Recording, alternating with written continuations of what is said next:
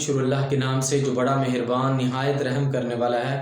आज हम लोग जो क्लासिफिकेशन की बुनियादी इकाई है जिसको स्पीशीज़ का नाम देते हैं, स्पीशीज़ के बारे में जानकारी करेंगे। आपको सबसे पहले 5 से 10 जो एनिमल की स्पीशीज़ हैं और इसी तरह से 5 से 10 जो प्लांट्स की स्पीशीज़ हैं उनके बारे में पता होना चाहिए। फिर आप लोग आराम से ये याद कर सकते हैं, बिल्कुल आसान है, मुश्किल नहीं है। सबसे पहले हम लोग बात करते हैं इंसान की। जो इंसान है, ह्यूमन बीइंग्स हैं, इनकी एक अलहदा स्पीशीज़ है, ठीक है। और उसके बाद जो ज़ेब्रा है उसकी अलहदा है, और एलिफेंट की अलहदा है, कैट की अलहदा है, हैन की अलहदा है, मोंकी की अलहदा है। इसी तरह जो गधा है, डोंकी है, उसकी जो स्पीशीज़ है वो अलहदा है। मतलब कि जो जानदार आपको नज़र आता है जो दूसरे जानदारों से मुख्तलिफ है, वो एक अलहदा स्पीशीज़ से, एक अलहदा ग्रुप से ताल्लुक़ रखता है। और अगर हम बात करें, प्लांट्स की बात करें, एक पौधा है जो आमतौर पर बड़े सगीर में मिलता है जिसको टाली का नाम देते हैं, उसकी स्पीशीज़ अलहदा है। इसी तरह जो कीकर है उसकी स्पीशीज़ अलहदा है। अगर हम बात करें, फूलों की बात करें, जो चमेली का फूल है उसकी स्पीशीज़ अलहदा है। इसी तरह मतलब कि जितने भी जो गेंडा है उसकी स्पीशीज़ अलहदा है। जितने भी फूल नज़र आते हैं, पौधे नज़र आते हैं, उनकी अलहदा स्पीशीज़ जो दूसरे पौधों से मुख्तलिफ है। इसी तरह अगर हम जानवरों की बात करें, जो जानदार एक दूसरे से मुख्तलिफ हैं, वो एक अपने ख़ास ग्रुप से ताल्लुक़ रखते हैं जिसको स्पीशीज़ का नाम देते हैं। अब देखिए जरा, अच्छा एक और बात, ये जो स्पीशीज़ है ये वाहिद भी वही है, जमा भी वही है। एक ही बात है, स्पीशीज़ या स्पीशीज़, एक ही, वाहिद भी वही है, जमा भी वही है। अच्छा जी, इसमें 3 से 4 बातें आपने ज़हन में रखनी है। पहली बात यह है कि स्पीशीज़ ऐसे क्लासिफिकेशन की जो बुनियादी इकाई है, क्लासिफिकेशन की जो बुनियादी इकाई है उसको स्पीशीज़ का नाम देते हैं।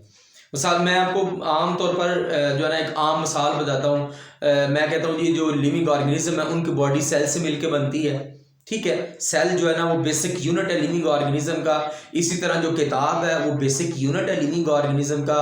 इसी तरह अगर हम बात करें, जो दीवार है उसका जो बेसिक यूनिट है वो जी ईंट है। किताब का बेसिक यूनिट पेज है।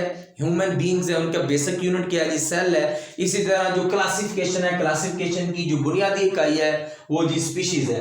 अब वो स्पीशीज़ जो है ना इसकी खुसूसियात कौन कौन सी होती हैं या इसकी तारीफ क्या है। पहली बात यह है कि स्पीशीज़ जो है ना एक जानदारों का ऐसा ग्रोह है जो आपस में जिनसी तौलीद कर सकते हों, आपस में जिनसी तौलीद कर सकते हों और अपने बच्चे पैदा कर सकते हों। और तीसरी बात यह है कि जो बच्चे हैं, बच्चे भी आगे अपनी नस्ल बढ़ा सकें।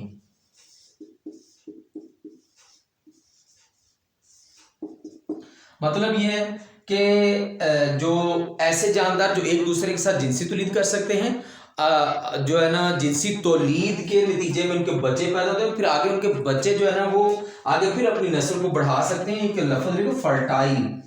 फर्टाइल का मतलब है, मतलब कि वो आगे अपनी नस्ल को बढ़ा सकते हैं, अपनी जनरेशन को बढ़ा सकते हैं। जब फितरती तौर पर एक मलाप होगा दो ऑर्गेनिज्म का, मलाप को ना बायोलॉजी की ज़बान में यहाँ पे वो एक लफ्ज़ यूज़ करते हैं, क्रॉस का। क्रॉस का मतलब मलाप होगा, एक दूसरे से मिलेंगे, जो है ना वो क्रॉसिंग होगी। तो जब फितरती तौर पर मलाप होता है ना दो लिविंग ऑर्गेनिज्म का, मिसाल के तौर पर मैं आपको एक मिसाल बताता हूँ। अगर मिसाल के तौर पर ये ए है, ये बी है, ये एक ही स्पीशीज से ताल्लुक़ रखते हैं। अगर ये दोनों एक ही स्पीशीज से ताल्लुक़ रखते हैं तो इनका अगर मलाप होगा तो जो न्यू ऑर्गेनिज्म बनेगा, जो नया जानदार बनेगा, वो आगे फर्टाइल होगा। फर्टाइल का मतलब ये है कि वो आगे अपनी जनरेशन को बढ़ा सकेगा, वो अपने ऑफ स्प्रिंग को प्रोड्यूस कर सकेगा, आसानी के साथ पैदा कर सकेगा। अच्छा, अगर गैर फितरती तौर पर क्रॉस हो, गैर फितरती तौर पर मलाप हो, मिसाल के तौर पर जी यहाँ पे किताब पे इन्होंने एक एग्जांपल दी हुई है, मैं आपको वो बता देता हूँ। ये जो मेल डोंकी और फीमेल हॉर्स, इनके दरमियान में देखें, ये जो डोंकी है इसकी अलहदा स्पीशीज है, और जो हॉर्स है, जो घोड़ा है, इसकी अलहदा स्पीशीज है। दोनों की अलहदा स्पीशीज है। जब मेल डोंकी और फीमेल जो है ना वो हॉर्स के दरमियान में मिलाप होगा तो एक जो है ना न्यू ऑर्गेनिज्म जो है ना वो बनेगा। This is called a mule. ये जो म्यूल है ये जो है ना इनफर्टाइल होगा। इनफर्टाइल का मतलब ये है कि ये आगे अपनी जनरेशन को नहीं बढ़ा सकेगा, ये आगे जो है ना अपने ऑफ स्प्रिंग नहीं पैदा कर सकेगा। क्यों नहीं पैदा कर सकेगा? क्योंकि यहाँ पे ये जो मिलाप हुआ है, जो क्रॉस हुआ है, वो जो है ना वो गैर फितरी है, जो है ना मिलाप है, गैर फितरती जो है ना वो क्रॉस है, जिसकी वजह से जो म्यूल है वो आगे अपनी जनरेशन को नहीं बढ़ा सकता। मैं आपको 2 मिनट में 1 मिनट में दोबारा फिर समराइज कर रहा हूँ, बता रहा हूँ। स्पीशीज जो है ना क्लासिफिकेशन की बुनियादी इकाई है। स्पीशीज ऐसे जानदारों का ग्रुप है जो कि आपस में जिनसी तौलीद कर सकते हो, आगे फिर उनके बच्चे जो है ना वो जिनसी तौलीद करके आगे अपनी नस्ल को बढ़ा सके।